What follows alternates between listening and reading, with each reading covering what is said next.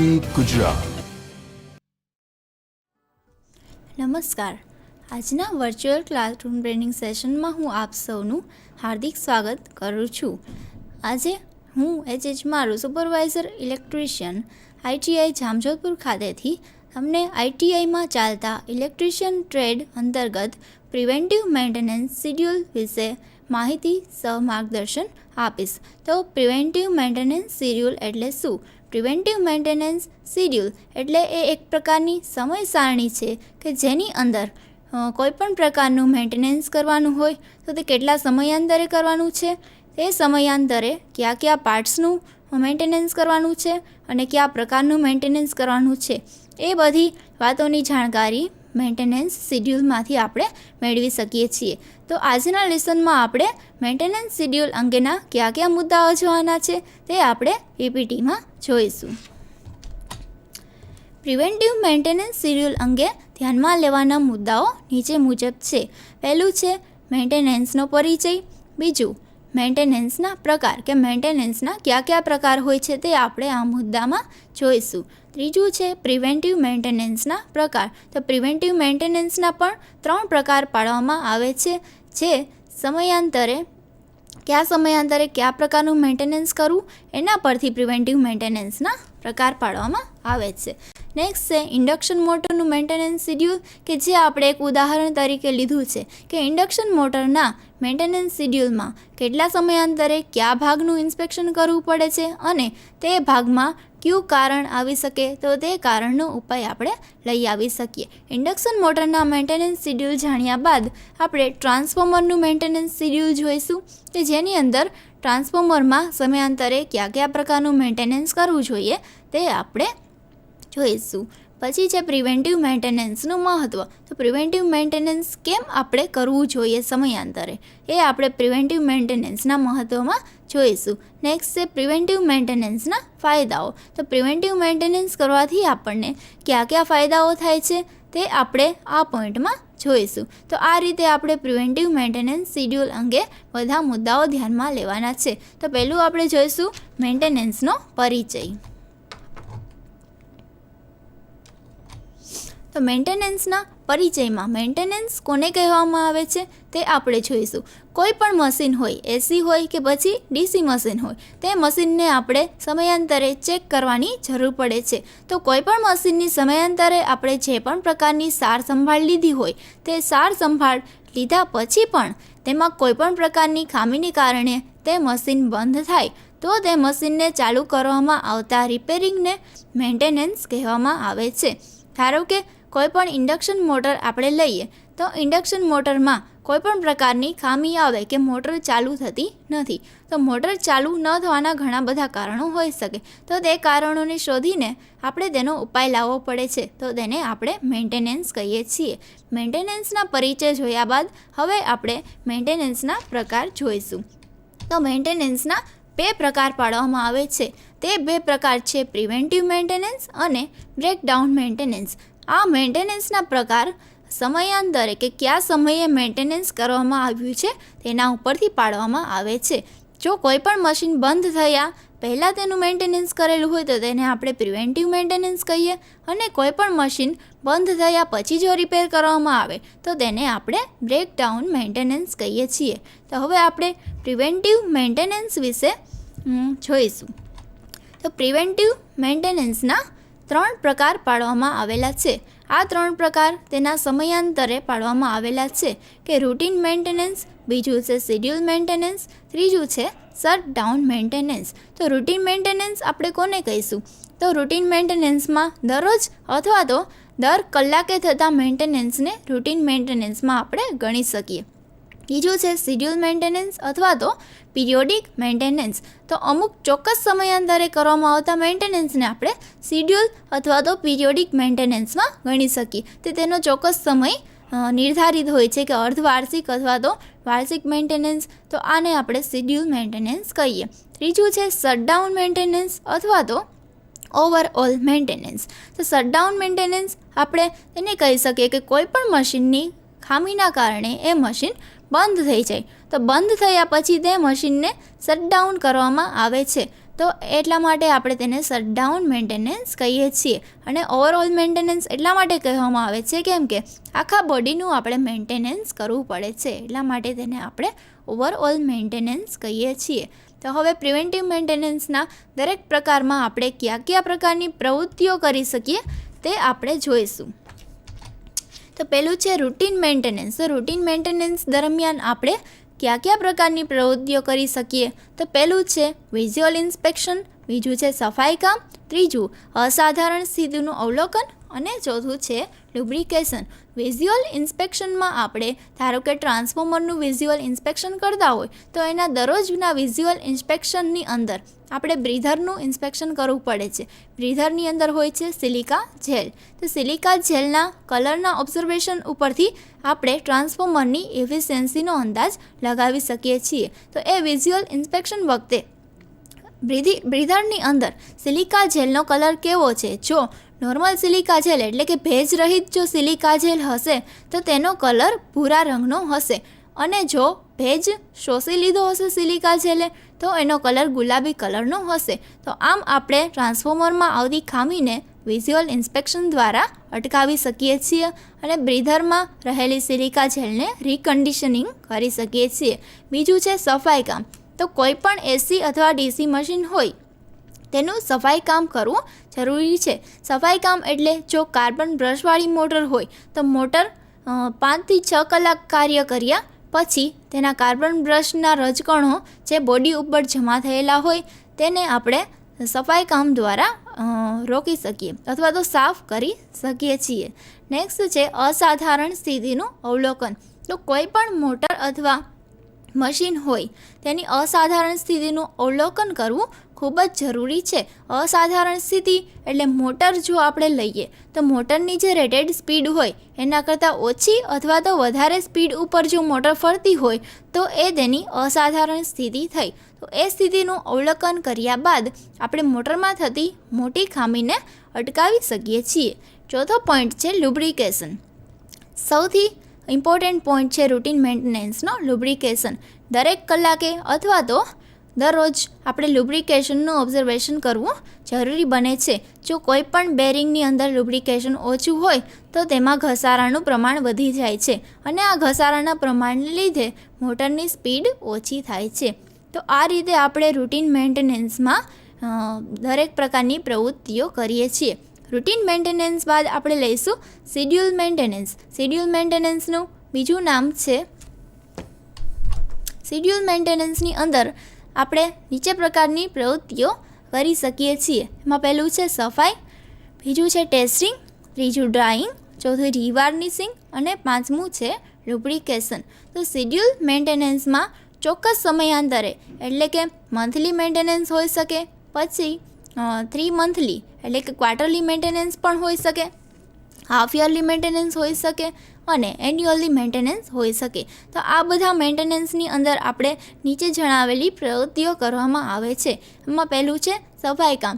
જેમ મેં તમને કીધું કે કોઈ પણ એસી અથવા ડીસી મશીન હોય તેનું સફાઈ કામ સીડીસી અથવા તો બ્લોઅર દ્વારા કરવામાં આવે છે. તો એ બ્લોઅર દ્વારા જ્યારે આપણે વાઇન્ડિંગની સફાઈ કરતા હોઈએ તો એ બ્લોઅરનું પ્રેશર બરાબર છે કે કેમ તે ચકાસવું જોઈએ. જો બ્લોઅરનું પ્રેશર જ વધારે હોય તો તે વાઇન્ડિંગને નુકસાન પહોંચાડે છે.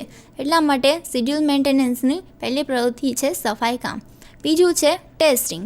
તો કોઈ પણ મોટર અથવા જનરેટર અથવા તો ટ્રાન્સફોર્મર હોય તેનું સમયાંતરે ટેસ્ટિંગ કરવું ખૂબ જ જરૂરી છે.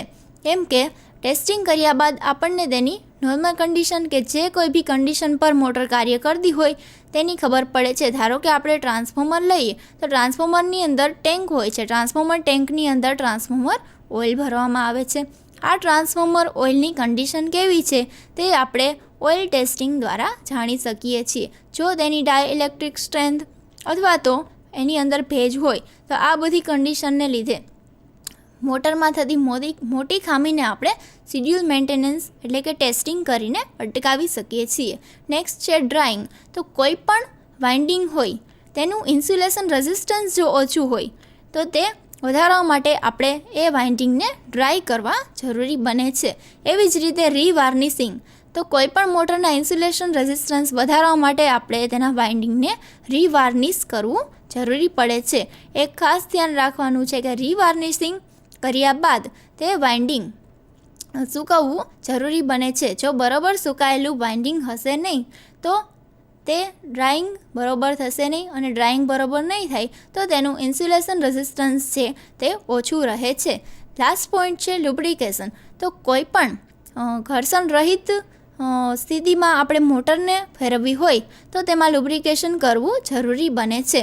લુબ્રિકેશન કરવાથી મોટર સરળતાથી ફરી શકે છે અને એની અંદરથી અવાજ પણ ઓછો આવે છે. તો આ બધી પ્રવૃત્તિઓ આપણે શિડ્યુલ મેન્ટેનન્સ અથવા તો પિરિયોડિક મેન્ટેનન્સ દરમિયાન કરવાની હોય છે. હવે શિડ્યુલ મેન્ટેનન્સ બાદ આપણે જોઈશું ઓવરઓલ મેન્ટેનન્સ. ઓવરઓલ મેન્ટેનન્સને આપણે શટડાઉન મેન્ટેનન્સ પણ કહી શકીએ છીએ. શટડાઉન મેન્ટેનન્સ વખતે કઈ કઈ પ્રવૃત્તિઓ કરવામાં આવે છે? પહેલાં તો શટડાઉન મેન્ટેનન્સ એટલે શું? તો કોઈ પણ મોટર અથવા તો મશીનમાં થતી મોટી ખામીને રિપેર કરવા માટે આપણે મોટરને શટડાઉન કરવી પડે છે, અથવા તો આખી સિસ્ટમ જે હોય તેને શટડાઉન એટલે કે બંધ કરવી જોઈએ. મોટર શટડાઉન કરવા માટે તેને સપ્લાયથી આઇસોલેટ કરવામાં આવે છે. તો આ પ્રકારના મેન્ટેનન્સને આપણે શટડાઉન મેન્ટેનન્સ અથવા તો ઓવરઓલ મેન્ટેનન્સ કહીએ છીએ. તો આ મેન્ટેનન્સ દરમિયાન આપણે પ્રવૃત્તિઓ કરવાની છે તે છે પહેલી દરેક ભાગોની સફાઈ. શટડાઉન મેન્ટેનન્સ દરમિયાન પહેલાં તો આખા મશીનને આપણે ડિસમેન્ટલિંગ કરવું પડે છે. મોટરનું ડિસમેન્ટલિંગ એટલે કે કોઈ પણ મોટર હોય તેના દરેક ભાગોને આપણે અલગ કરવાની જરૂર પડે છે. એ ભાગો અલગ કર્યા બાદ તેની ઉપર જામેલી ધૂળ અથવા તો કોઈપણ પ્રકારના રેઝિસ્ટર્સ હોય કે જે કરંટ ફ્લો થવાને રોકતા હોય તો તેને આપણે સાફ કરવા પડે છે. બીજું છે લાંબુ રિપેરિંગ. કોઈપણ મશીનમાં કંટ્રોલ પેનલ અથવા તો કંટ્રોલ ડિવાઇસનું જો નુકસાન થયું હોય તો તેના માટે આપણે લાંબા રિપેરિંગની જરૂર પડે છે. તો આ લાંબુ રિપેરિંગ પણ શટડાઉન મેન્ટેનન્સ દરમિયાન જ કરવામાં આવે છે. થર્ડ પોઈન્ટ છે રિપ્લેસમેન્ટ. રિપ્લેસમેન્ટ એટલે કે કોઈ પણ સિસ્ટમના કોઈ એવા ભાગો હોય છે કે જે એકવાર ખરાબ થયા બાદ આપણે તેને રિપેર કરી શકતા નથી, તો તે ભાગને આપણે ફરજિયાત બદલાવવા પડે છે. તો એ બદલાવવા માટેનો લાગતો સમય વધારે હોવાથી રિપ્લેસમેન્ટને પણ આપણે શટડાઉન મેન્ટેનન્સમાં જ ગણી શકીએ. તો આ રીતે પ્રિવેન્ટિવ મેન્ટેનન્સના 3 અલગ અલગ મેન્ટેનન્સના પ્રકાર જાણ્યા બાદ હવે આપણે મેન્ટેનન્સની એક એક ઉદાહરણ જોઈશું. તો પહેલા ઉદાહરણમાં આપણે ઇન્ડક્શન મોટરનું મેન્ટેનન્સ શિડ્યુલ કયા પ્રકારનું હોય છે તે આપણે જોઈશું. ઇન્ડક્શન મોટરના મેન્ટેનન્સ શિડ્યુલની અંદર આપણે ઇન્ક્લુડ કરીશું કે કયા સમયાંતરે મેન્ટેનન્સ કરવામાં આવે છે, એટલે કે કેટલા સમયે મેન્ટેનન્સ કરવામાં આવે છે. તો એમાં આપણે જોઈશું daily maintenance, monthly maintenance, weekly maintenance, half yearly maintenance અને એન્યુઅલી મેન્ટેનન્સ. પછી આપણે દરેક મેન્ટેનન્સની અંદર કયા ભાગોનું ઇન્સ્પેક્શન કરવામાં આવે છે એ જોઈશું. એ ભાગોની અંદર શું ઇન્સ્પેક્શન કરવામાં આવે છે એ જોઈશું, અને એ ઇન્સ્પેક્શનમાં કઈ પ્રકારની ખામી હોય છે તો એના ઉપાય પણ આપણે જોઈશું. તો પહેલું છે ડેઇલી મેન્ટેનન્સ. તો ઇન્ડક્શન મોટર હોય છે તેના ડેઇલી મેન્ટેનન્સમાં કયા ભાગોનું ઇન્સ્પેક્શન કરવું પડે છે એ આપણે જોઈશું. પહેલું છે ટર્મિનલ અને બોડી. તો ઇન્ડક્શન મોટરની અંદર જે ટર્મિનલ હોય છે કે જે આપણે ટર્મિનલ બોક્સમાં લગાવવામાં આવે છે, તો એ ટર્મિનલ બોક્સમાં લગાવેલા ટર્મિનલના કનેક્શન લૂઝ છે કે કેમ તે ચકાસવું જરૂરી બને છે. જો કનેક્શન લૂઝ હોય તો આપણે કનેક્શનને ટાઈટ કરવા પડે છે. બીજું છે બોડી. તો બોડીનું અર્થિંગ કેવું છે તે આપણે જોવું પડે છે. જો બરાબર ન હોય તો તેને અર્થ બરાબર કરવું જોઈએ. હવે બીજો પાર્ટ છે બોડી અને વાઇન્ડિંગ. બીજા પાર્ટની અંદર આપણે ઇન્ડક્શન મોટરની બોડી અને એની અંદરના આર્મેચર અને ફિલ્ડ વાઇન્ડિંગના ટેમ્પરેચર ચેક કરવામાં આવે છે. જો એ તાપમાન બરાબર ન હોય અથવા તો તાપમાન વધારે હોય તો તેને આપણે રેટેડ વેલ્યુ જેટલા કરવા જોઈએ, એટલે કે તેનો લોડ આપણે ઓછો કરીને ટેમ્પરેચરની વેલ્યુ ઓછી કરી શકીએ છીએ. ત્રીજું છે કંટ્રોલ ઇક્વિપમેન્ટ. તો ડેઇલી મેન્ટેનન્સની અંદર જે સિસ્ટમ ઇન્ડક્શન મોટર છે તો ઇન્ડક્શન મોટરની પેનલની અંદર કંટ્રોલ ડિવાઇસ જે હોય, કંટ્રોલ ડિવાઇસ તરીકે આપણે ફ્યુઝ બોક્સ અથવા તો કોઈપણ પ્રકારના સ્ટાર્ટરનો ઉપયોગ કરી શકીએ છીએ, એટલે કે એસી સ્ટાર્ટરનો ઉપયોગ કરી શકીએ છીએ. તો સ્ટાર્ટર અથવા તો જે કાંઈ બી કંટ્રોલ ઇક્વિપમેન્ટ વાપરેલા છે તેના કનેક્શન બરાબર છે કે કેમ તે તપાસવા જોઈએ. તો આ પ્રકારે ડેલી મેન્ટેનન્સમાં ઇન્ડક્શન મોટરની ટર્મિનલ અને બોડી, તેનું વાઇન્ડિંગ અને કંટ્રોલ ઇક્વિપમેન્ટની ચકાસણી કરવામાં આવે છે. હવે ડેલી મેન્ટેનન્સ જોયા બાદ આપણે ઇન્ડક્શન મોટરનું વીકલી મેન્ટેનન્સ જોઈશું. વીકલી મેન્ટેનન્સ દરમિયાન ડ્રાઈવ, વાઇન્ડિંગ, સ્ટાર્ટર અને બોડી ફાઉન્ડેશનની મેન્ટેનન્સ કરવાનું હોય છે. તો એ મેન્ટેનન્સ દરમિયાન આપણે ડ્રાઈવ પહેલું તો બેલ્ટનું ટેન્શન ચકાસવું જોઈએ. જો એ ટેન્શનની કિંમત વધારે કે ઓછી હોય તો તેને બરાબર સેટ કરવી જોઈએ.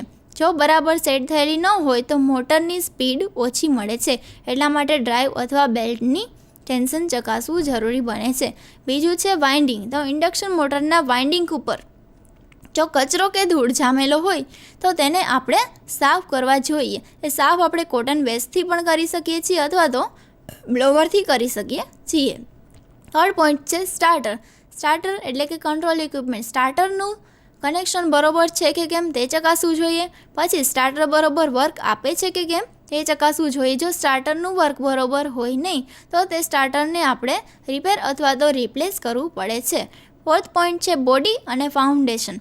તો વીકલી મેન્ટેનન્સની અંદર દર વીકે આપણે બોડી અને ફાઉન્ડેશનનું ચેક કરવું પડે છે. બોડી અને ફાઉન્ડેશનની અંદર આપણે મોટરના વાઇબ્રેશનને ચેક કરીશું કે મોટરનું વાઇબ્રેશન જો બરાબર અથવા તો તેની વેલ્યુ કરતાં વધારે આવતું હોય તો તે ફાઉન્ડેશનની અંદર આપણે તેની મોટરની સાફ્ટ જે હોય છે તે બરાબર ફિટ થયેલી છે કે કેમ તે ચકાસવું પડે છે. આ રીતે વીકલી મેન્ટેનન્સમાં આપણે ડ્રાઈવ, વાઇન્ડિંગ, સ્ટાર્ટર, બોડી અને ફાઉન્ડેશનનું મેન્ટેનન્સ કરીએ છીએ. ત્રીજું વીકલી મેન્ટેનન્સ પછી છે મંથલી મેન્ટેનન્સ. તો ઇન્ડક્શન મોટરના મંથલી મેન્ટેનન્સની અંદર આપણે કંટ્રોલ યુનિટ જોઈશું, બેરિંગ, એના પછી બ્રશ અને બ્રશ હોલ્ડરનો અભ્યાસ કરીશું. તો કંટ્રોલ યુનિટની અંદર જે કંટ્રોલિંગ ઇક્વિપમેન્ટ આપેલા હોય છે કે સ્વિચ હોય છે, ફ્યુઝ હોય છે, સ્ટાર્ટર હોય છે, આ બધા કંટ્રોલ ઇક્વિપમેન્ટ હોય છે. તો તે કંટ્રોલ ઇક્વિપમેન્ટની કન્ટિન્યુટી ચેક કરવી જોઈએ. જો કન્ટિન્યુટી બરાબર હોય અથવા તો ન હોય તો એ પ્રમાણેના પગલાઓ લેવા જોઈએ. બીજું છે કંટ્રોલ યુનિટની અંદર સ્ટાર્ટર બરાબર વર્ક ન આપતું હોય તો તેને આપણે રિપ્લેસ કરવાની જરૂર પડે છે. એના પછી આપણે લઈશું બેરિંગ. તો બેરિંગની પોઝિશન ચકાસવી જોઈએ અથવા તો બેરિંગ ઉપર ઘર્ષણના જો લીસોટા કે બેરિંગની અંદર તિરાડ પડેલી હોય તો બેરિંગને આપણે બદલાવવા પડે છે. એ મંથલી મેન્ટેનન્સની અંદર આવે છે. પછી છે બ્રશ અને બ્રશ હોલ્ડર. તો બ્રશ કાર્બન બ્રશ વાપરવામાં આવે છે તે ઘસાઈ ગયેલા છે કે કેમ તે ચકાસવા જોઈએ. જો કાર્બન બ્રશ ઘસાઈ ગયેલા હોય તો તેને આપણે બદલાવવા જોઈએ. પછી છે બ્રશ હોલ્ડર. બ્રશ હોલ્ડરની અંદર બ્રશની પોઝિશન બરોબર છે કે કેમ તે ચકાસવી જોઈએ. જો પોઝિશન બરોબર ન હોય તો રોકર આર્મનો યુઝ કરીને આપણે બ્રશ હોલ્ડરની અંદર બ્રશની પોઝિશન સેટ કરવી જોઈએ. તો આ રીતે મંથલી મેન્ટેનન્સમાં આપણે કંટ્રોલ યુનિટ, બેરિંગ, બ્રશ અને બ્રશ હોલ્ડરનો મેન્ટેનન્સ કરવું પડે છે. મંથલી મેન્ટેનન્સ જોયા બાદ હવે આપણે ઇન્ડક્શન મોટરનું હાફ યરલી મેન્ટેનન્સ જોઈશું. તો હાફ યરલી મેન્ટેનન્સની અંદર વાઇન્ડિંગ, સ્લીપ રિંગ અને બેરિંગનો અભ્યાસ કરીશું. તો વાઇન્ડિંગ એટલે કે ઇન્ડક્શન મોટરની અંદર જે રોટર વાઇન્ડિંગ અને સ્ટેટર વાઇન્ડિંગ હોય છે તેનું ટેમ્પરેચર ચકાસવું પડે છે. બીજું તો કોઈ પણ જગ્યાએ વાઇન્ડિંગ ક્રેક થયેલું છે કે કેમ તે ચકાસવું પડે છે. જો ક્રેક વાઇન્ડિંગ હોય તો તેને આપણે બદલાવવું જરૂરી બને છે. નેક્સ્ટ છે સ્લીપ રિંગ. તો સ્લીપ રિંગ મોટર જો હોય ઇન્ડક્શન મોટર તો સ્લીપ રિંગની અંદર જો લીસોટા પડેલા હોય તો તે સ્લીપ રિંગ પણ આપણે બદલાવવી પડે છે. પછી છે બેરિંગ. બેરિંગની અંદર ગ્રીસનું લેવલ ચેક કરવું જોઈએ. ગ્રીસનું લેવલ જો લેવલ કરતાં ઓછું હોય તો બેરિંગની અંદર ગ્રીસ ભરવું જોઈએ અને ખાસ ધ્યાન રાખવું જોઈએ કે એ લેવલ કરતાં ઉપર ગ્રીસ જવું જોઈએ નહીં. તો આ રીતે હાફ યરલી મેન્ટેનન્સની અંદર આપણે વાઇન્ડિંગ, સ્લીપ રિંગ અને બેરિંગનું મેન્ટેનન્સ કરીએ છીએ. ત્યારબાદ આપણે ઇન્ડક્શન મોટરના એન્યુઅલી મેન્ટેનન્સની વાત કરીશું. તો એન્યુઅલી મેન્ટેનન્સની અંદર પણ બેરિંગ એટલે તે સ્પીડ ઉપર ડિપેન્ડ કરે છે. ઇન્ડક્શન મોટરની સ્પીડ કેટલી છે. જો વધારે સ્પીડ હોય તો એ પ્રમાણેના બેરિંગ ફિટ કરવા જોઈએ અને જો ઓછી સ્પીડ હોય તો એ પ્રમાણેના બેરિંગ ફિટ કરવા જોઈએ. નેક્સ્ટ છે વાઇન્ડિંગ. તો વાઇન્ડિંગ જો કોઈ જગ્યાએથી ખવાયેલું હોય તો તે વાઇન્ડિંગને રિપ્લેસ કરવું જોઈએ અથવા તો તે વાઇન્ડિંગનો ઇન્સ્યુલેશન રેઝિસ્ટન્સ ચેક કરવો જોઈએ. જો બરાબર ન હોય તો તેનો ઇન્સ્યુલેશન રેઝિસ્ટન્સ વધારવો જોઈએ. પછી છે વાઇન્ડિંગમાં 3 ફેઝ ઇન્ડક્શન મોટર હોય તો કોઈ પણ 2 ફેઝ વચ્ચેના વાઇન્ડિંગની જગ્યા બરોબર હોવી જોઈએ. જો તે જગ્યા બરોબર ન હોય તો ક્યારેક શોર્ટ સર્કિટ થવાની સંભાવના રહે છે. આ વાઇન્ડિંગનું એન્યુઅલ મેન્ટેનન્સ છે. નેક્સ્ટ છે સ્વિચ અને સ્વિચ ગિયર. તો કોઈ પણ ઇન્ડક્શન મોટરની પેનલની અંદર સ્વિચ ગિયર વાપરવામાં આવે છે. એ સ્વિચ ગિયરની કન્ડિશન બરોબર છે કે કેમ તેના કનેક્શન તપાસવા જોઈએ અને તેનું વર્કિંગ બરોબર આપે છે કે કેમ તે ચકાસવું જોઈએ. સ્વિચ અને સ્વિચ ગિયર બાદ નટ બોલ્ટ ચકાસવા જોઈએ. ઇન્ડક્શન મોટરની અંદર બહારની સાઈડ જે એન્ડ પ્લેટ્સ લાગેલી હોય છે, એન્ડ પ્લેટ્સ નટ બોલ્ટ દ્વારા લગાવવામાં આવે છે. જો એ નટ બોલ્ટ ટાઈટ ન હોય તો એન્ડ પ્લેટ્સ બરોબર ફિટ થતી નથી અને મોટર જ્યારે ફરે છે ત્યારે એમાંથી ખૂબ જ અવાજ આવે છે. તો આપણે નટ બોલ્ટને ચેક કરીને બરોબર ફિટ કરવા જોઈએ. નેક્સ્ટ છે વાયરિંગ અને વાઇન્ડિંગ સર્કિટ. ઇન્ડક્શન મોટર હોય તેનું એક પેનલ બોર્ડ હોય છે. પેનલ બોર્ડની પાછળના જે વાયરિંગ હોય તેને ચકાસવા જોઈએ. એ કન્ટિન્યુઅસ છે કે કેમ તે ચકાસવું જોઈએ. જો વાયરિંગ કન્ટિન્યુઅસ ન હોય તો જે જગ્યાએ વાઇન્ડિંગ ખુલ્લા હોય તેને આપણે શોર્ટ કરવા જોઈએ. નેક્સ્ટ છે સ્ટેટર અને રોટર. કોઈ પણ ઇન્ડક્શન મોટરની અંદર સ્ટેટર અને રોટરની વચ્ચેની જે એર ગેપ હોય છે તે બરોબર હોવો જોઈએ. જો એર ગેપ તેની કેપેસિટી કરતાં ઓછો હોય તો તેની અંદરથી અવાજ આવે છે અને મોટર બરોબર કાર્ય કરી શકતી નથી. તો આ રીતે આપણે ઇન્ડક્શન મોટરના મેન્ટેનન્સ શિડ્યુલની અંદર વીકલી, મંથલી, હાફ યરલી અને એન્યુઅલી મેન્ટેનન્સનો અભ્યાસ કર્યો. આ અભ્યાસ કર્યા બાદ તે મેન્ટેનન્સ શિડ્યુલની અંદર દર્શાવ્યા પ્રમાણે કયા પ્રકારના ઉપાયો કરી શકીએ છીએ તે પણ આપણે જોયું. હવે ઇન્ડક્શન મોટરના મેન્ટેનન્સ શિડ્યુલ સમજ્યા બાદ આપણે ટ્રાન્સફોર્મરનું મેન્ટેનન્સ શિડ્યુલ સમજીશું. ટ્રાન્સફોર્મર મેન્ટેનન્સ શિડ્યુલની અંદર પણ આપણે એન્યુઅલી, હાફ યરલી, મંથલી અને ડેલી મેન્ટેનન્સનો અભ્યાસ કરીશું. તો હવે આપણે જોઈશું ટ્રાન્સફોર્મરનું મેન્ટેનન્સ શિડ્યુલ. ટ્રાન્સફોર્મરના મેન્ટેનન્સ શિડ્યુલની અંદર પહેલું છે અવરલી મેન્ટેનન્સ. અવરલી મેન્ટેનન્સ એટલે કે દરેક કલાકે કરવામાં આવતું મેન્ટેનન્સ. તો દરેક કલાકે કયા પ્રકારનું મેન્ટેનન્સ કરવામાં આવે છે ટ્રાન્સફોર્મરમાં એ આપણે આ મુદ્દામાં જોઈશું. પહેલું છે વાઇન્ડિંગ. તો ટ્રાન્સફોર્મરની અંદર 2 પ્રકારના વાઇન્ડિંગ હોય છે. પહેલું છે પ્રાઇમરી વાઇન્ડિંગ અને બીજું છે સેકન્ડરી વાઇન્ડિંગ. તો એ વાઇન્ડિંગના ટેમ્પરેચર બરોબર છે કે કેમ તે ચકાસવા જોઈએ. જો ટેમ્પરેચર વધારે હોય તો તેનો લોડ આપણે ઓછો કરવો જોઈએ. બીજું છે વોલ્ટેજ. વોલ્ટેજ જે સપ્લાય વોલ્ટેજ આપણે આપીએ છીએ તે તેની રેટેડ કેપેસિટી કરતાં વધારે છે કે ઓછા છે તે ચેક કરવા જોઈએ. જો વધારે અથવા ઓછા વોલ્ટેજ હોય તો તેને રેટેડ કેપેસિટી ઉપર ટેપ ચેન્જરની મદદથી સેટ કરી શકીએ છીએ. નેક્સ્ટ છે લોડ કરંટ. લોડમાંથી જે કરંટ ફ્લો થાય છે તે તેની રેટેડ કેપેસિટી કરતાં વધારે છે કે ઓછો તે આપણે જોવો જોઈએ. જો વધારે કે ઓછો હોય તો લોડ કરંટને તેની રેટેડ કેપેસિટી ઉપર સેટ કરવો જોઈએ. આ રીતે અવરલી મેન્ટેનન્સ આપણે ટ્રાન્સફોર્મરમાં કરી શકીએ છીએ. નેક્સ્ટ અવરલી મેન્ટેનન્સ બાદ આપણે જોઈશું ડેઇલી મેન્ટેનન્સ. તો ડેઇલી મેન્ટેનન્સની અંદર એક પ્રકારનું જ મેન્ટેનન્સ આપણે કરીએ છીએ કે ટ્રાન્સફોર્મરની અંદર એક પાર્ટ હોય છે જેને આપણે બ્રીધર કહીએ છીએ. જેમ માણસની અંદર હૃદય હોય છે એવી જ રીતે ટ્રાન્સફોર્મરની અંદર બ્રીધર તેના હૃદય તરીકે કાર્ય કરે છે. તેથી આપણે બ્રીધરનું મેન્ટેનન્સ ડેઇલી કરવું પડે છે. બ્રીધરની અંદર હવાના પેસેજ સાફ છે કે કેમ તે ચેક કરવા જોઈએ. જો એની અંદર ધૂળ કે રજકણ જામી ગયેલી હોય તો તેને આપણે દૂર કરવી જોઈએ. બીજું કે બ્રીધરની અંદર સિલિકા જેલ ભરવામાં આવે છે. તો તે સિલિકા જેલનો કલર નોર્મલ કન્ડિશન ઉપર બ્લુ કલર અથવા તો ભૂરા કલરનો હોય છે. તો એ કલર જો આપણે જોઈએ તો સિલિકા જેલ બરોબર છે. પરંતુ તેનો કલર જો આપણને ગુલાબી ઉપર જોવા મળે તો તે સિલિકા જેલ છે, તે ભેજ શોષિત સિલિકા જેલ હોય છે. તો તે સિલિકા જેલને આપણે બદલાવી જોઈએ અને ગુલાબી કલરની જે સિલિકા જેલ છે તેનું રીકન્ડિશનિંગ કરવું જોઈએ. તો આ રીતે ટ્રાન્સફોર્મરના ડેલી મેન્ટેનન્સમાં આપણે બ્રીધરનું મેન્ટેનન્સ કરીએ છીએ. ડેલી મેન્ટેનન્સ જોયા બાદ હવે આપણે ટ્રાન્સફોર્મરનું મંથલી મેન્ટેનન્સ જોઈશું. તો ટ્રાન્સફોર્મરના મંથલી મેન્ટેનન્સ શિડ્યુલની અંદર આપણે ઓઇલનું લેવલ ચેક કરવું જોઈએ. ઓઇલનું લેવલ એટલે કે કન્ઝર્વેટર ટેન્ક, ટ્રાન્સફોર્મર ટેન્ક જે હોય છે તેની અંદર ઓઇલનું લેવલ ચેક કરવું જોઈએ. જો લેવલ કરતાં ઓછું ઓઇલ હોય તો તેની અંદર ઓઇલ એડ કરીને લેવલ સંપૂર્ણ કરવું જોઈએ. નેક્સ્ટ છે કનેક્શન. તો તેના રિલે કનેક્શન અથવા તો પ્રાઇમરી વાઇન્ડિંગ, સેકન્ડરી વાઇન્ડિંગ બધા જ કનેક્શન ચેક કરવા જોઈએ. કોઈ પણ કનેક્શન જો લૂઝ હોય તો તેને ટાઈટ કરવા જોઈએ. નેક્સ્ટ છે બુશિંગ. તો ટ્રાન્સફોર્મરની અંદર બુશિંગ હોય છે તો તે બુશિંગને ચેક કરવું જોઈએ. જો બુશિંગ બરોબર ન હોય તો તેને આપણે ચેન્જ કરવું જોઈએ અથવા તો લુબ્રિકેશન કરવું જોઈએ. તો આ રીતે મંથલી મેન્ટેનન્સના આપણે ઓઇલ લેવલ, કનેક્શન અને બુશિંગ ચેક કરીએ છીએ. મંથલી મેન્ટેનન્સ બાદ આપણે ટ્રાન્સફોર્મરનું હાફ યરલી મેન્ટેનન્સ જોઈશું. તો ટ્રાન્સફોર્મરના હાફ યરલી મેન્ટેનન્સની અંદર 2 પ્રકારના મેન્ટેનન્સ કરવામાં આવે છે. પહેલું છે કન્ઝર્વેટર ટેન્ક અને બીજું કેબલ બોક્સ. કન્ઝર્વેટર ટેન્કનું મેન્ટેનન્સની અંદર આપણે કન્ઝર્વેટર ટેન્કની અંદર સર્કિટ હોય છે. પહેલી હોય છે કે અલાર્મ સર્કિટ અને બીજી રિલે સર્કિટ. તો એ 2 સર્કિટના કનેક્શન ચેક કરવા જોઈએ અને કન્ઝર્વેટર ટેન્કની ઢાંકણું જે હોય છે તેની અંદર જો ભેજ હોય તો એ ભેજને કાઢવો ખૂબ જ જરૂરી છે.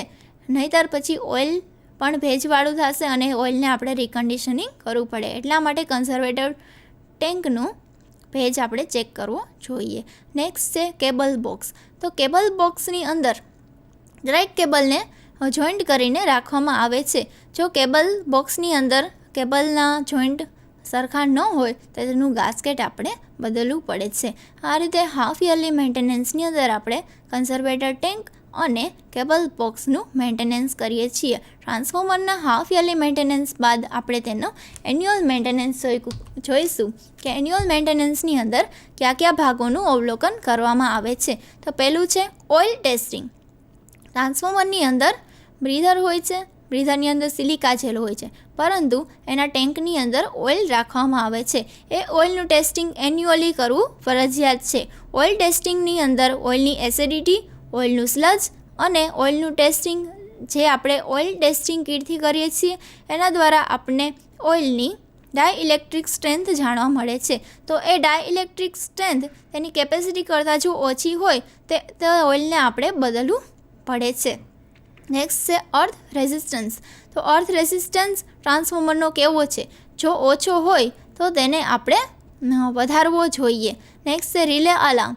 રિલે અલાર્મનું વર્ક ચેક કરવું જોઈએ. જો એ બરોબર વર્ક ન કરતું હોય તો તે ટ્રાન્સફોર્મર માટે ખૂબ જ ભયજનક છે. રિલે અલાર્મ બરોબર વર્ક નહીં કરે તો ટ્રાન્સફોર્મરને ખૂબ જ મોટું નુકસાન થવાની સંભાવના રહે છે. તેથી રિલે અલાર્મના કનેક્શન ચેક કરવા જોઈએ. બીજું કે રિલેની અંદર એક ટાઈમર હોય છે, તે ટાઈમરને પણ સેટ કરવો જોઈએ.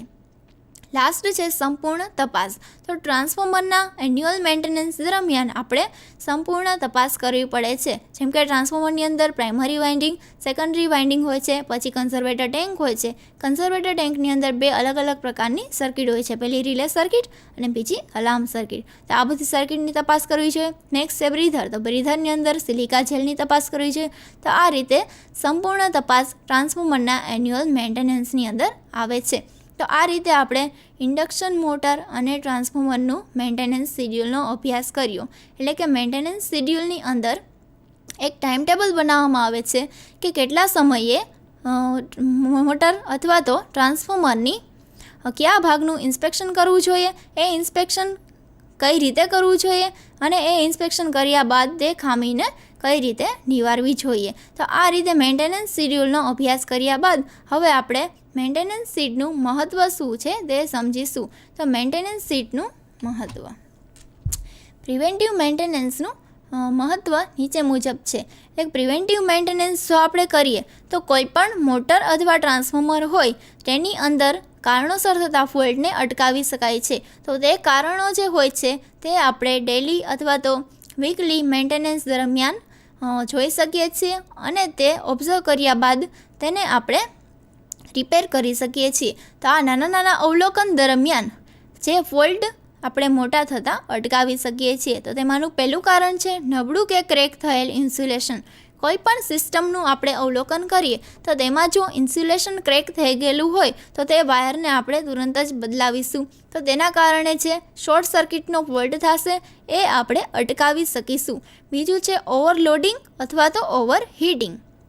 તો ઓવરલોડિંગ અને ઓવરહીટિંગ જો આપણે ઓબ્ઝર્વ કરીએ મશીનમાં તો તેનો જ આપણે લોડ ઘટાડી શકીએ. જો આવું ઓબ્ઝર્વેશન આપણે કર્યું ન હોય તો ઓવરલોડિંગ દરમિયાન આર્મેચર અથવા તો ફિલ્ડ વાઇન્ડિંગ હોય છે તેને નુકસાન થઈ શકે છે. તો આ નુકસાન આપણે ઓવરલોડિંગ અને ઓવરહીટિંગના ઓબ્ઝર્વેશન દરમિયાન નિવારી શકીએ છીએ. ત્રીજું છે ભેજની હાજરી. તો કન્ઝર્વેટર ટેન્કની અંદર જો ભેજની હાજરી હોય અથવા તો સિલિકા જેલની અંદર ભેજની હાજરી હોય તો તે આપણે ડેલી મેન્ટેનન્સ અથવા તો વીકલી મેન્ટેનન્સની અંદર ચેક કરી શકીએ છીએ. તે ચેક કર્યા બાદ આપણે તેને તુરંત જ બદલાવીએ છીએ તો તેનાથી પણ મોટી ખામી થતી અટકે છે. નેક્સ્ટ છે ઓછું વેન્ટિલેશન. કોઈ પણ મોટર ફરતી હોય તો તેની અંદર ગરમી ઉત્પન્ન થાય છે તો તે ગરમીને બહાર કાઢવા માટે તેનામાં વેન્ટિલેશનની જરૂર પડે છે. તો એ વેન્ટિલેશન પૂરતું હોવું જોઈએ. જો ઓછું વેન્ટિલેશન હશે તો તેના વાઇન્ડિંગ બળી જવાની શક્યતા રહે છે. નેક્સ્ટ છે ઇન્સ્ટોલેશનની અપૂરતી સફાઈ. મોટરને જે જગ્યાએ અથવા તો સિસ્ટમને જે જગ્યાએ ઇન્સ્ટોલ કરેલી છે એટલે કે જે જગ્યાએ રાખવામાં આવેલી છે તે જગ્યાની અપૂરતી સફાઈ હશે તો પણ તેની અંદર મોટું નુકસાન થઈ શકે છે. નેક્સ્ટ છે બે ફેઝ કે ફેઝ અને અર્થ વચ્ચે અપૂરતું અંતર. તો એ અંતર બે ફેઝ વચ્ચેનું 3 ફેઝ મોટર હોય તો તેના બે ફેઝ વચ્ચેનું અંતર આપણે પૂરતું રાખવું જોઈએ. જો અપૂરતું અંતર હશે તો ક્યારેક શોર્ટ સર્કિટના લીધે મોટરને ખૂબ મોટું નુકસાન થઈ શકે છે. અને બીજું છે અર્થ અને ફેઝ વચ્ચેનું અપૂરતું અંતર. તો એ બે વચ્ચે પણ આપણે પૂરતું અંતર રાખવું જોઈએ. નેક્સ્ટ કારણ છે નબળું કે સુકાઈ ગયેલ લુબ્રિકેશન. જે પાર્ટમાં આપણે લુબ્રિકેશન એટલે કે ઓઇલિંગ કરતા હોઈએ ત્યાં જો ઓઇલ સુકાઈ ગયું હોય તો તે આપણે મેન્ટેનન્સ દરમિયાન ધ્યાનમાં આવે છે અને તેથી આપણે ત્યાં લુબ્રિકેશન કરીએ છીએ. જો આપણે મેન્ટેનન્સ કરતા હોઈએ નહીં તો તે આપણને ધ્યાનમાં આવતું નથી અને તેના લીધે પણ મોટરમાં ખામી થાય છે, જેવી કે મોટર ગરમ થવી અથવા તો તેની રેટેડ સ્પીડ કરતાં ઓછી સ્પીડ પર ફરે છે. લાસ્ટ છે ઓપરેટિંગ મેકેનિઝમમાં થતી ખામી. કોઈ પણ મોટર અથવા તો મશીન હોય તેનું જે ઓપરેટિંગ મેકેનિઝમ આપણે મેન્ટેનન્સ દરમિયાન જોઈએ છીએ. જો એમાં કોઈ પણ પ્રકારની ખામી હોય તો તે આપણે ઉકેલી શકીએ છીએ. તો આ રીતે પ્રિવેન્ટિવ મેન્ટેનન્સ કરવું જરૂરી છે. તો પ્રિવેન્ટિવ મેન્ટેનન્સનું મહત્ત્વ સમજ્યા બાદ હવે આપણે પ્રિવેન્ટિવ મેન્ટેનન્સના ફાયદાઓ જોઈશું કે પ્રિવેન્ટિવ મેન્ટેનન્સ કરવાથી કયા કયા પ્રકારના ફાયદાઓ થાય છે. તો પહેલું છે ઉત્પાદન પ્રક્રિયા સતત રહે છે. એટલે કે પ્રિવેન્ટિવ મેન્ટેનન્સ જો આપણે સમયાંતરે કરતા હોઈએ તો તેની ઉત્પાદન પ્રક્રિયા સતત રહે છે. એટલે કે એના દ્વારા થતું મોટું નુકસાન આપણે અટકાવી શકીએ છીએ. તેથી મોટર સતત અથવા તો કોઈ પણ સિસ્ટમ હોય તે સતત કાર્ય આપે છે. બીજું છે સાધનોમાં થતું મોટું નુકસાન અટકાવે છે. જેમ આપણે પ્રિવેન્ટિવ મેન્ટેનન્સના ઉપયોગિતામાં જોઈ ગયા કે નાના નાના મેન્ટેનન્સ દરમિયાન આપણે ધ્યાનમાં આવતી ખામીઓને ઉકેલી શકીએ છીએ. એટલા માટે સાધનોમાં થતું મોટું નુકસાન અટકે છે. ત્રીજું છે ઉપયોગિતા અને આયુષ્ય વધે છે. જેમ આપણે સતત કાર્ય લઈએ છીએ કોઈપણ મોટર અથવા સિસ્ટમમાંથી તો તેની ઉપયોગિતા વધે છે અને તેનું આયુષ્ય પણ વધે છે, કેમ કે તેમાં ફોલ્ટ ઓછા થાય અને જેમ મેન્ટેનન્સ આપણે ઓછું કરીએ તેમ તે સિસ્ટમનું આયુષ્ય વધે છે. નેક્સ્ટ પોઈન્ટ છે પરિવર્તનશીલતા સરળ બને છે. સતત અંડર ઓબ્ઝર્વેશનમાં એટલે કે ડેલી મેન્ટેનન્સ જો થતું હોય તો રોજે આપણે મશીનના કોન્ટેક્ટમાં આવવાના છીએ તો તેના લીધે તેની પરિવર્તનશીલતા પણ સરળ બને છે. નેક્સ્ટ ફાયદો છે ઓવરઓલ મેન્ટેનન્સ કોસ્ટ ઘટાડી શકાય છે. નાની નાની ખામીઓ આપણે ધ્યાનમાં લઈએ અને તેને આપણે ત્યાં જ અટકાવી દઈએ તેથી મોટું નુકસાન થતું અટકે છે અને તે જો મોટું નુકસાન થયું હોય તો તેને આપણે રિપેરિંગમાં પણ કોસ્ટ વધે છે. એટલા માટે મેન્ટેનન્સ કરવાથી ઓવરઓલ મેન્ટેનન્સ કોસ્ટને ઘટાડી શકાય છે. નેક્સ્ટ છે મશીન અવાજ વગર સ્મૂથ કાર્ય આપે છે. લુબ્રિકેશનની આપણે મેન્ટેનન્સ કરીએ તો લુબ્રિકેશન જ્યાં ઓછું અથવા તો સુકાઈ ગયેલું હોય તો મશીન અવાજ કરે છે. ત્યાં આપણે લુબ્રિકેશન કરી દઈએ તો મશીન છે તે અવાજ વગર સ્મૂથ કાર્ય આપશે. નેક્સ્ટ છે સાધનોમાં ઘસારો ઓછો થાય છે. તો સાધનોનો ઘસારો પણ મેન્ટેનન્સ દ્વારા અટકાવી શકાય છે. જો કોઈ પણ બ્રશ હોય તો તે બ્રશ ઘસાઈ ગયું હોય તો તે બ્રશ આપણે બદલાવી શકીએ છીએ. તેના દ્વારા સાધનોનો ઘસારો ઓછો થાય છે. અથવા તો તેની અંદર આપણે બેરિંગ લગાવીએ તો બેરિંગ દ્વારા પણ ઘર્ષણ રહિત આપણને કાર્ય આપે છે. નેક્સ્ટ છે હિસ્ટરી શીટના આધારે ખર્ચની જાણકારી મળે છે. કોઈ પણ મેન્ટેનન્સ આપણે કર્યું હોય તેની નોંધ આપણે હિસ્ટ્રી શીટ એટલે કે મેન્ટેનન્સ શીટમાં રાખવાની હોય છે. તો તેના ઉપરથી આપણને કયા મેન્ટેનન્સની અંદર કેટલો ખર્ચ થયો છે તે જાણકારી પણ મળી શકે છે. ખાસ પોઈન્ટ છે અકસ્માતનું પ્રમાણ ઘટાડી શકાય છે. મેન્ટેનન્સ કરવાથી આપણે કોઈ પણ મોટા નુકસાનને બદલે તે નુકસાનને પ્રાથમિકતામાં જ ઉકેલી શકીએ છીએ. એટલા માટે કોઈ પણ મોટો અકસ્માત થતો ટાળી શકાય છે. તો આમ આપણે આજના લેસનની અંદર પ્રિવેન્ટિવ મેન્ટેનન્સનો પરિચય મેળવ્યો. મેન્ટેનન્સના પરિચય બાદ આપણે તેના બે પ્રકાર જોયા કે પ્રિવેન્ટિવ મેન્ટેનન્સ અને બ્રેકડાઉન મેન્ટેનન્સ. તેના બાદ આપણે પ્રિવેન્ટિવ મેન્ટેનન્સના પ્રકાર જોયા કે જે હતું રૂટ મેન્ટેનન્સ, શિડ્યુલ મેન્ટેનન્સ અને શટડાઉન મેન્ટેનન્સ. આ ત્રણેય મેન્ટેનન્સમાં કયા પ્રકારની પ્રવૃત્તિઓ કરીએ છીએ તે જોયું. પછી આપણે ઇન્ડક્શન મોટર અને ટ્રાન્સફોર્મરના મેન્ટેનન્સ શિડ્યુલનો અભ્યાસ કર્યો. તે શિડ્યુલનો અભ્યાસ કર્યા બાદ આપણે મેન્ટેનન્સ શિડ્યુલના ફાયદાઓ જોયા અને તેની ઉપયોગિતા જોઈ. હવે મેન્ટેનન્સ શિડ્યુલનો અભ્યાસ કર્યા બાદ એમાંથી કયા પ્રકારના પ્રશ્નોત્તરી પૂછાઈ શકે છે તે આપણે જોઈશું. તો પહેલું છે મેન્ટેનન્સ એટલે શું? તો કોઈ પણ મશીનની સમયાંતરે લીધેલી સાર સંભાળ છતાં પણ મશીનમાં થતી ખામી આવ્યા પછી મશીન કે મોટર બંધ થઈ ગઈ હોય તો તેને રિપેર કરી શકીએ તેને આપણે મેન્ટેનન્સ કહીએ છીએ. બીજો પ્રશ્ન છે મેન્ટેનન્સના પ્રકાર જણાવો. તો મેન્ટેનન્સના પ્રકાર બે હોય છે. પહેલું છે પ્રિવેન્ટિવ મેન્ટેનન્સ અને બીજું મોટરના બંધ થયા પહેલાં જ આપણે જો એનું મેન્ટેનન્સ કરી લઈએ તો આપણે તેને પ્રિવેન્ટિવ મેન્ટેનન્સ કહીએ છીએ. અને મોટરમાં કોઈ પણ કારણોસર ખામી આવે અને ત્યારબાદ આપણે રિપેરિંગ કરીએ તો તેને આપણે બ્રેકડાઉન મેન્ટેનન્સ કહીએ છીએ. નેક્સ્ટ ક્વેશ્ચન છે પ્રિવેન્ટિવ મેન્ટેનન્સ કોને કહેવાય છે? તો કોઈ પણ મોટર અથવા તો સિસ્ટમનું સમયાંતરે આપણે સાર સંભાળ લઈએ અને તેનું મેન્ટેનન્સ કરીએ અને તેમાં થતી મોટી ખામીને અટકાવીએ તેને પ્રિવેન્ટિવ મેન્ટેનન્સ કહેવામાં આવે છે.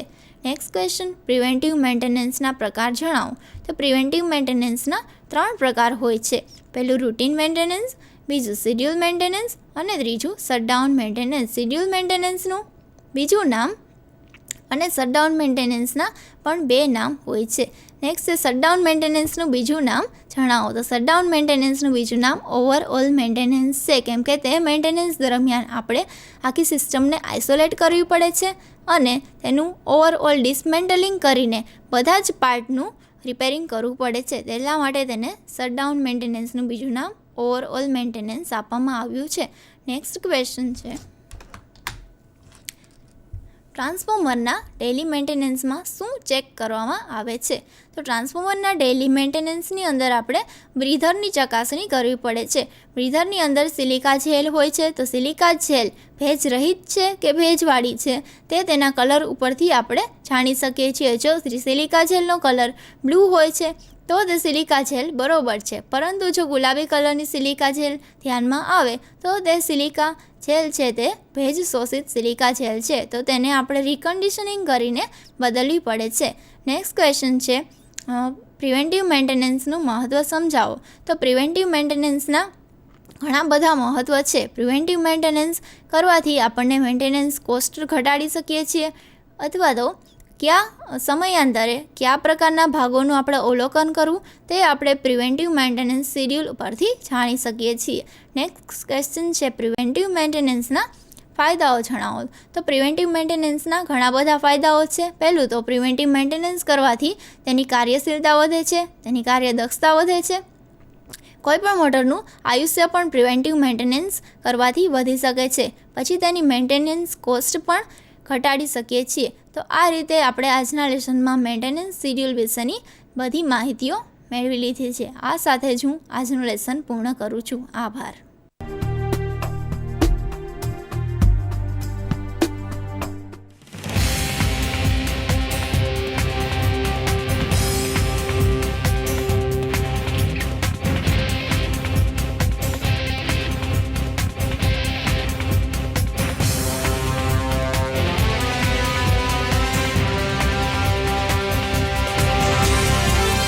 વંદે ગુજરાત.